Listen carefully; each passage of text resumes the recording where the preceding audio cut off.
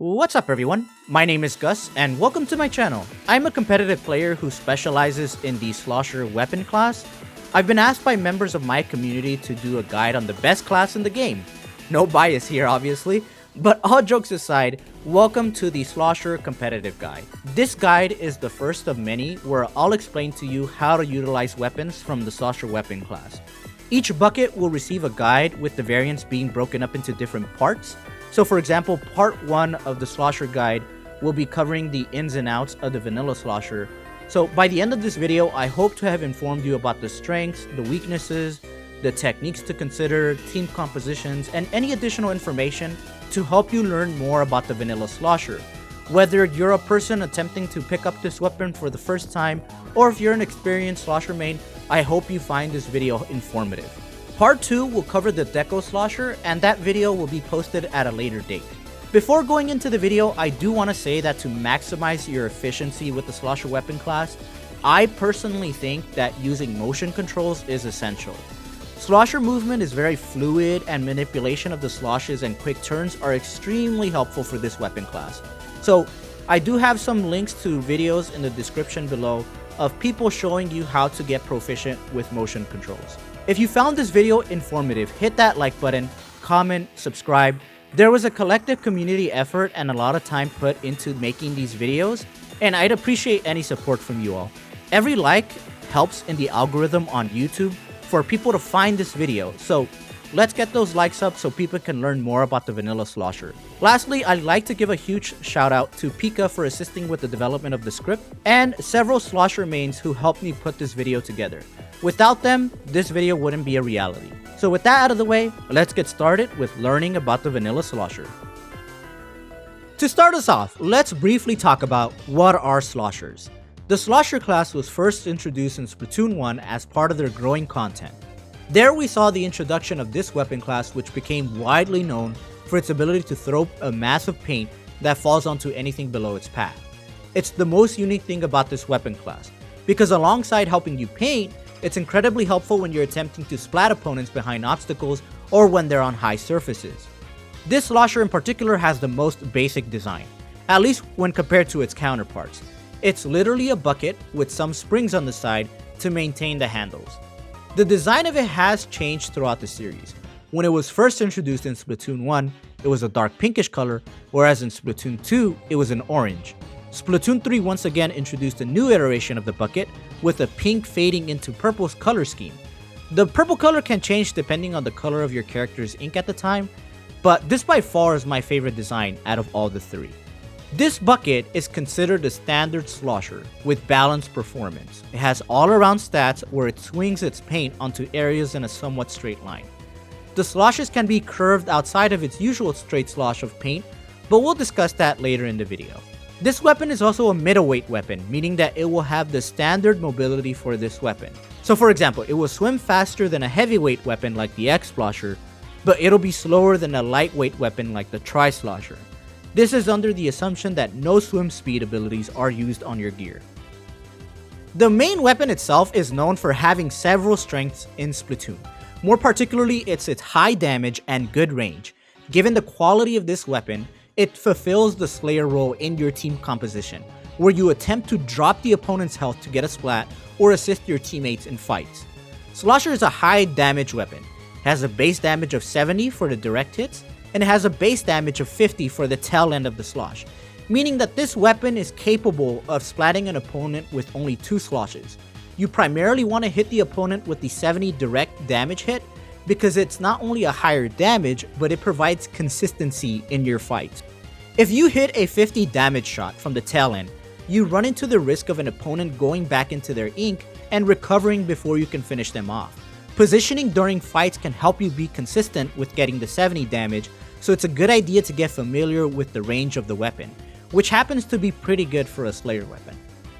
Slosher has good range, where it's able to outrange most short-range Slayers such as the Splatter Shot, the Splash-O-Matic, and the regular Blaster, but can be outranged against other mid-range weapons such as the Nautilus and the Dually Sculptures. So knowing who you can comfortably fight from Slosher's maximum range is good to know. You want to be careful with taking bad fights you can't win because the opponent outranges you. However, bad fights can be minimized when using another strength granted to the Slosher weapon class. Using this weapon's high damage and good range, it's incredibly handy when playing around obstacles such as blocks, sponges, inclines, and ledges. You can play around the ledge or behind a block, and if you hit ZR while looking into the air in a certain direction, the trajectory of the slosh is able to fall on the opponent to damage or splat the opponent. This can be useful, for example, if there's a pesky backline on the enemy team, making it difficult for you to move. Use cover to protect yourself behind a ledge, behind a block, and use the Slosher's ability to hurl paint into the air to force the backline to move or to splat them.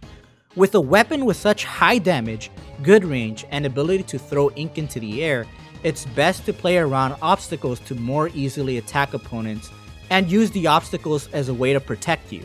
The key to using this weapon is to abuse the angles that it can create because of the sloshes. Please remember that this is only looking at the strengths of the main weapon so far. We have yet to cover the sub and special, which are designed to strengthen the overall weapon. Just because the Slosher outranges the splatter shot, for example, it doesn't mean you will always win those fights all the time. You have to remember that Slosher has its own weaknesses. So before talking about the sub and the special for the vanilla variant, let's go over the main weapon's weaknesses. This weapon does have some noticeable drawbacks with its slow firing rate, its slow strafe speed, and low ink efficiency. When compared to the other buckets, this weapon does feel rather sluggish because of the firing rate. When throwing sloshes, it takes around 12 frames for the first slosh, but anything after that, first slosh consecutively takes around 30 frames. If fighting other weapons with faster firing rates such as a Splashomatic, they could tank the 70 base damage and splat you before you can even throw your second slosh for the splat. It also has the slowest strafe speed out of all the buckets. The player's movement speed is set around 0.4 units per frame. Basically what this means is that when you're standing while shooting and moving around, it's extremely slow. This is noticeable when you're fighting other short-range weapons which may have better strafe speed, like the Splashomatic. Even though your weapon outranges the splash, you want to be careful about how you approach weapons with faster firing rates and better strafe speed. So what do? If you know your Slosher outranges the splash, but they have a faster firing rate and strafe speed, always remember to lean on your weapon's strengths, not its weaknesses. Rely on outranging them, spacing them away, remember your positioning. That's why I think playing around cover is essential for buckets, especially this one, because it provides you cover from any fire rate and can provide you additional time to stall out fights and eventually win them. Don't feed into the strengths of another weapon. Use what makes your weapon strong to your advantage. It's also a good idea with Slosher to pair up in fights. Try taking on more 2v1s, and you'll see that having a teammate nearby can help. Remember, Slosher can drop the health significantly, so it pairs well with most of the weapon's damage values that your teammates may be using. You also want to keep an eye on your ink tank when engaged in fights. The Slosher's ink consumption is at 7%, and it's rather high for a Slayer's weapon. The weapon has a total of 14 sloshes, and while that may seem like a lot, it's not when you compare it to other Slayer weapons that are faster and more ink efficient. So don't expect yourself to be painting like crazy. You can minimize this weakness with gear abilities like Last Ditch Effort, which I can talk a little bit more about in the gear section. And lastly, the weapon also has some fall off damage when targeting opponents below the player, dealing less than maximum damage. So be careful about where you position yourself. If you're in a high area, just know that you may get some fall off damage that may require 3 hits rather than 2. Okay everyone, now that we've gone over the main weapon, we can't move forward without talking about the sub and the special, because to understand the strengths of the weapon, you have to understand the kit as a whole. The vanilla kit comes with Splat Bomb and triple Inkstrike. The addition of these two weapons to its kit enhances the capabilities of the Slosher. Splat Bomb overall is a fast-acting and versatile sub that can not only poke opponents and create area denial, but it's a lethal bomb that can splat the opponent relatively quickly. It has a direct damage of 180, meaning that if the enemy is within the sub's lethal radius, they're pretty much a goner.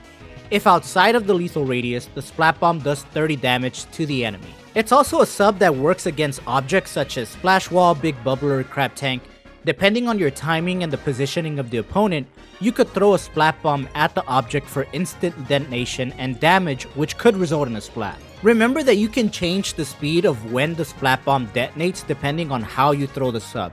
If you roll the Splat Bomb on the ground, it detonates faster. If you lob the Splat Bomb in the air, it detonates slower. This sub can be useful in a variety of situations. Let's say, for example, you're engaged in a fight and you're attempting to display somebody that has more range than you, let's say a charger. Carefully lob a Splat Bomb at the charger, and this could create area denial or confirm a splat on the charger. In a sense, the Splat Bomb increases your range because it extends how far you can do lethal damage and paint, which can be helpful when fighting against weapons that outrange you. Splat Bomb could also be helpful in close quarters and during close combat. For example, sometimes you might find yourself in situations where players rush you, and you need to react quickly. It can serve as a quick get off me tool, or sometimes you can bait enemies so they can run into you and they could get splatted by the Splat Bomb. Even if someone is not within the lethal radius of the Splat Bomb, it still combos extremely well with the Slosher. Remember, if an enemy is hit by the Splat Bomb's indirect damage of 30, you can follow up with a direct slosh of 70 to confirm the splat. So as you can see, Splat Bomb is clearly a versatile sub that covers a lot of the weaknesses of Slosher while also enhancing its strengths. But please remember to always keep an eye on how you use your sub. Splat Bomb takes up around 70% of your ink tank, and with an already ink hungry weapon, you'll only have around 4 sloshes after using a Splat Bomb. So be wary of how and when you use your sub. This is under the assumption that you're not using any gear that improves the ink efficiency of the weapon. Triple Inkstrike is a new special introduced in Splatoon 3. Because it's new, I'm still learning the different things that you can do with this special, but based on my experience so far, it's a great displacement tool that is great for challenging objectives. It can create entry and space for your team, and it shreds enemies pretty well because of its high damage per second. As the name suggests, when the special is activated, you get 3 strike capsules. You throw one at a time, and when those capsules reach a surface, a strike of ink occurs. The capsules stick onto surfaces like if they were suction bombs, so you can be creative on where you decide to throw them. You could throw them below an enemy without them noticing, and because the strike goes top down, it will still hit them. Depending on how you lob the strike, it will determine the speed at which the strike ink occurs. It depends on what you're trying to accomplish. For example, something I like to do is stagger my Inkstrikes when attempting to contest objectives. In this clip, rather than throwing them all at once at the tower, I throw them in intervals to delay and put pressure on the enemy. There are also ways to time your Inkstrike so they strike all at the same time. This technique can be very helpful when you need an instant path of ink you can swim in, you want to challenge objectives such as the splat zones instantly, and it kinda acts like a temporary wall where the enemy can't see anything behind it. Tri-Strike also deals great damage per second. It's really good at shredding enemies who use Booyah Bomb, Crab Tank, and Big Bubbler for example. If you throw 2 Inkstrikes below a Booyah Bomb user, they're going to get shredded. If you strategically throw your strikes towards a Crab Tank, it also shreds the Crab Tank entirely. It also ignores the barrier from the Big Bubbler and passes right through it, so you could throw it towards a Big Bubbler and it's shredded. Any special that has some form of HP can be shredded by this special. Interestingly, it's one of the few specials that cannot be directly sucked up by the ink vac. So for example, if you throw the item that contains your ink storm towards an ink vac, the ink vac is just gonna suck up the canister and you lose your special. But ink vac cannot do this with the 3 strike capsules. If you throw it towards someone using ink vac, the ink vac won't have any effect on it. Yeah, they can still charge up from the Inkstrike from the paint that strikes down, but if you time your Inkstrikes correctly, you can take out the ink vac user before they even finish charging their shot. Knowing this so far, the key to this special is to gain access to key locations, contest objectives, and challenge other specials from gaining value. It's a true displacement special. So why is this good for Slosher? Well, for one, it enhances the range that Slosher can paint and do lethal damage. Because the capsules can be thrown at a pretty far distance, this special gives the Slosher the ability to challenge enemies from far away. If you can't challenge a Booyah Bomb user with your main weapon, throw Inkstrikes towards that direction. Another reason why Tri-Strike is really good for Slosher is that it at least gives Slosher some painting potential, which can be used to instantly cap the zone with enough coordination from you and your team, or at least challenge the objective. It's important to understand that just throwing your Inkstrike without any coordination from your team will not help much.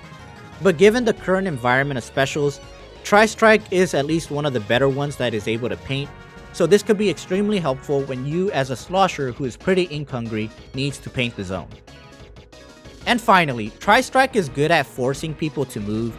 If you throw them in key location, you can sometimes corner your opponents in moving towards certain directions where they can run towards you, and you can finish them off with your main weapon or your sub weapon. However, Tri-Strike does have its weaknesses. At least as of version 3.0.0, you cannot swim with the strikes or use your main weapon or sub, so you're pretty vulnerable to enemies that are close to you.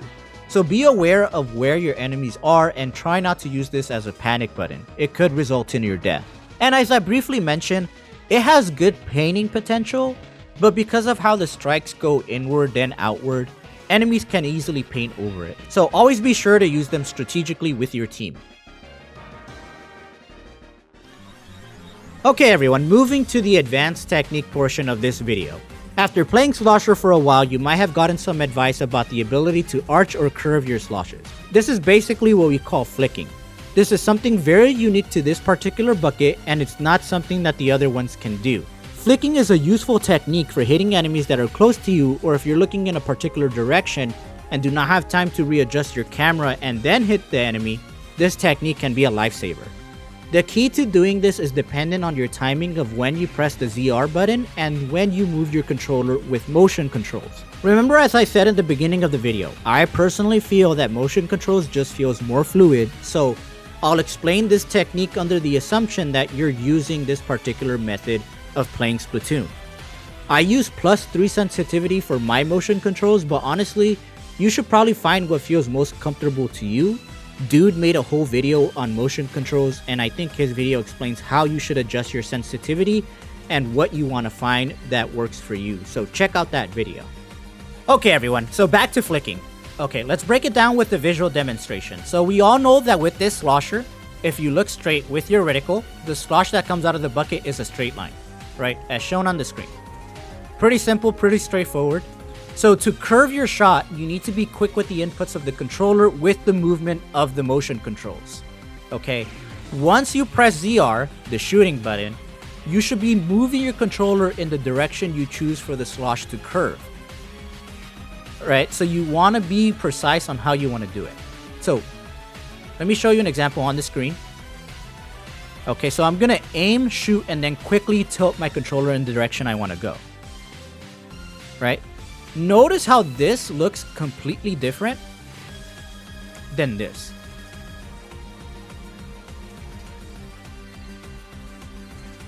So shoot while moving your controller with motion controls. Doing these actions within the same time window will help you flick. Right? And you could do like very back turn hits. So like for example, let's say someone's in back of me, right? I'm still able to do that. It just depends on the sensitivity and how much you want to move your wrist. I like to have it at +3 because it allows me to do actions like that comfortably. One of the issues I see is that people shoot and then move the controller at different times, and that messes you up. So for example, someone shoots, right? It kind of curves, but it messes you up because you're looking at this direction, but your slosh is over here. Right? So don't shoot and then move. Right? You want to flow with the motion. All right, everybody. Before moving on, I want to talk about another issue, and that's called over flicking or over complicating the movement process. So an issue that I see with a lot of Slosher beginners is that when learning this technique is that they over flick. What this looks like is right, this. Notice how at the end I got the slosh, but this wild movement made me miss twice. Right? You could get it eventually, but you don't want to do that. You want to maintain your reticle on the opponent after you hit them with the first flick. So you hit them with the flick, maintain the reticle, right? This maintains control and it saves time that people may be shooting at you, because remember, these are dummies. They're not going to be standing still for you. They're going to be shooting at you. So just to be sure, just to be clear, what I'm saying is don't do this because you lose line of sight on your opponents temporarily. Notice how when I jump, I look this direction and I do it again, I'm losing line of sight. Like, yeah, I get the confirm pick, but I'm losing track of where they are. Once you flick, it's okay to flick again, but you have to maintain the flick in that general direction that they're in. So notice here how I'm still flicking, but I'm still maintaining my reticle around the opponent. That's a standing dummy, so let's try it on something that's moving, because that's generally what's going to happen. Sometimes you're going to be in a battle and people are going to be moving around. So what you want to do is once you flick once, try following them.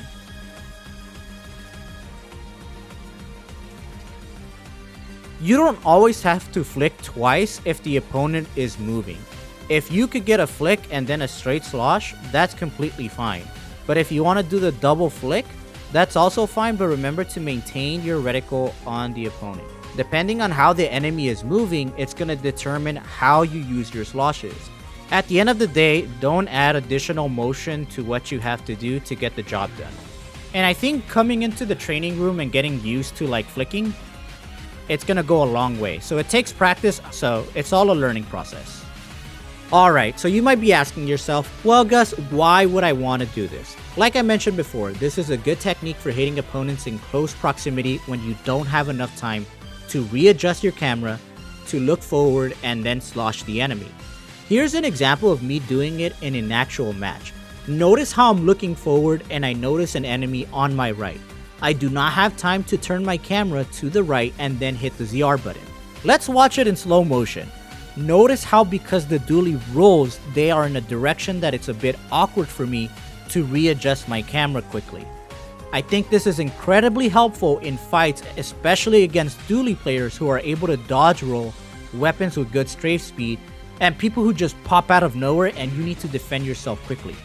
You might think that I have enough time to turn my camera and then shoot the enemy, but look at the weapon I'm playing against. The Gluga dualies, who just dodge rolled and could two-shot me. So every second counts. And when I say seconds, I really mean milliseconds. You can look at the difference between flicking and then finishing off your opponent rather than turning your camera first and then shooting twice to finish off your opponent. And remember, your whole slosh does damage, so if you throw it in a flick manner, you're able to cover a wide range of area that you could put damage on. So for example, let's say you're fighting against somebody and you want to cover a wide range of area that regardless of where they move, they're still going to get hit. Let's take a look at an actual clip where I do that. So in this clip, as you can see, I noticed the dually player drop, and because I know they're a dually player, they could either roll left or roll right. I'm pretty much in a good position, so what I do is I flick across the right, covering a wide range of area where even if the dually decides to roll to the right side, they still get caught up in the slosh and they get splatted. Learning this technique minimizes the amount of readjusting you need to do in tight situations, for example.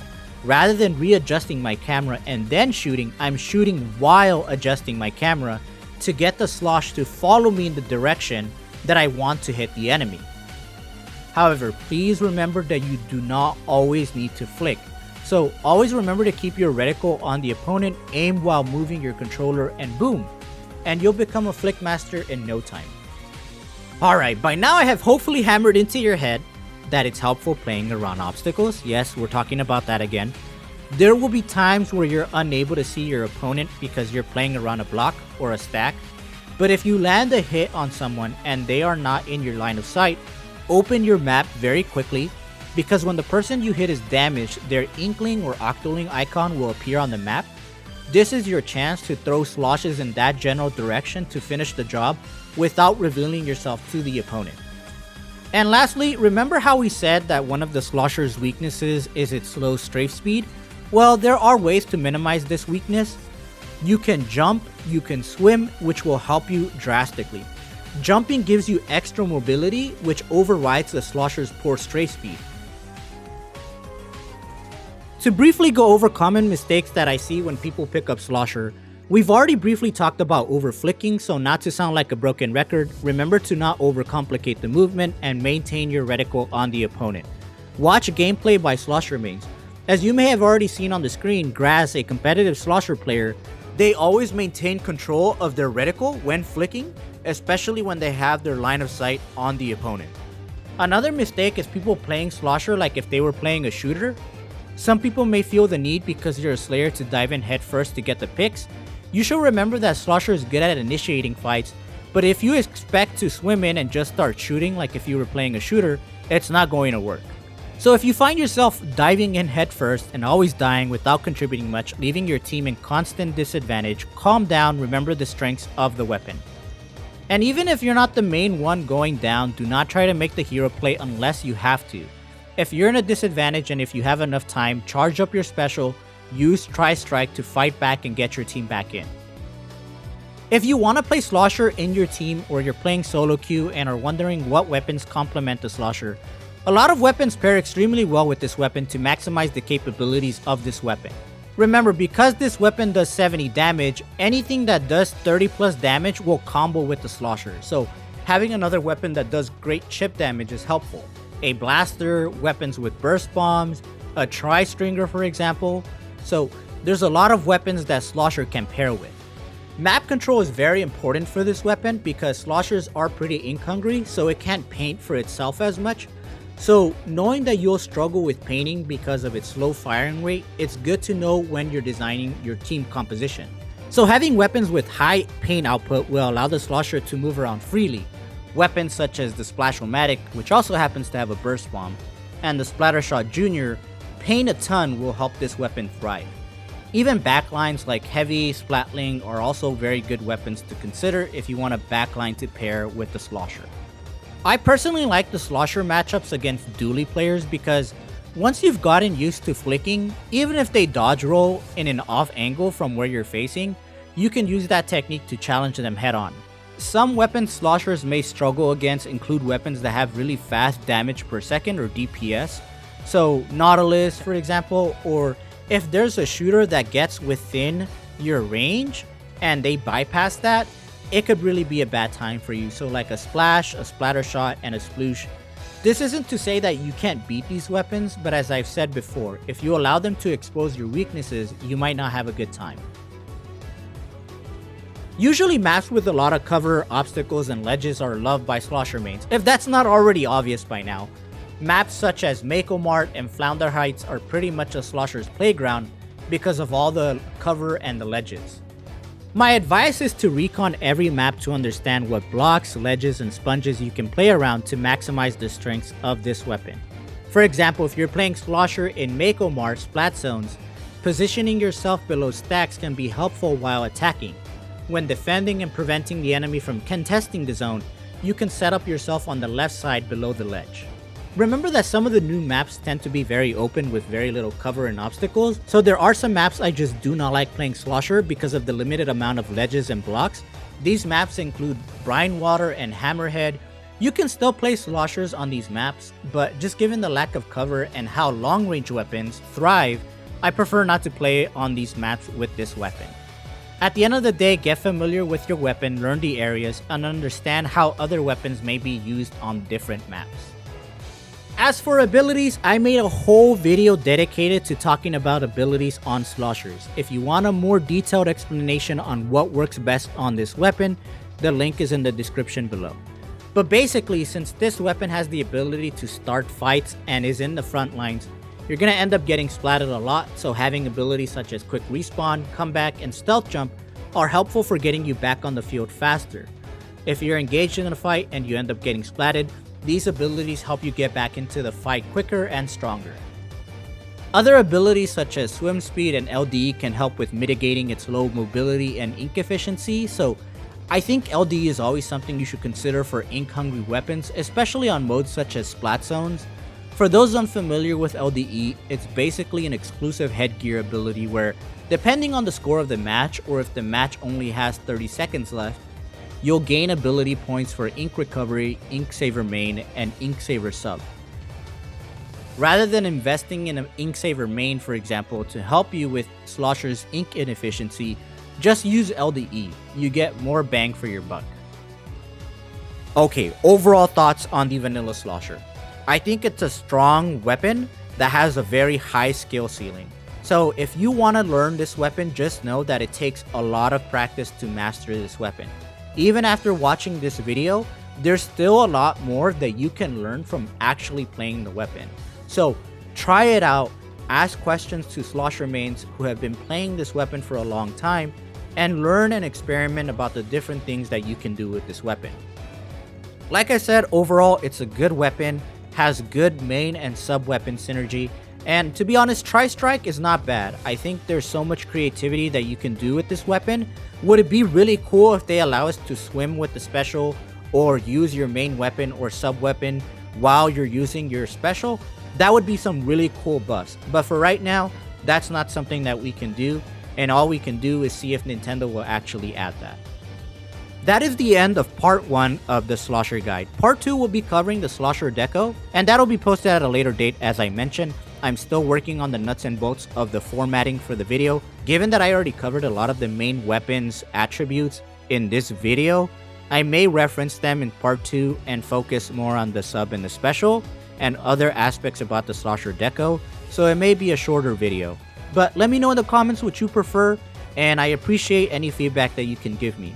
Whether you're somebody who has been picking up Slosher for the first time, or you've been using it for quite a while, or you're an advanced learner and you found a little bit of this information helpful, I'd really appreciate hitting that like button and subscribing. I put a lot of time and effort into making this video, and there was a huge collective effort in getting this done, so I appreciate any support that you can give me.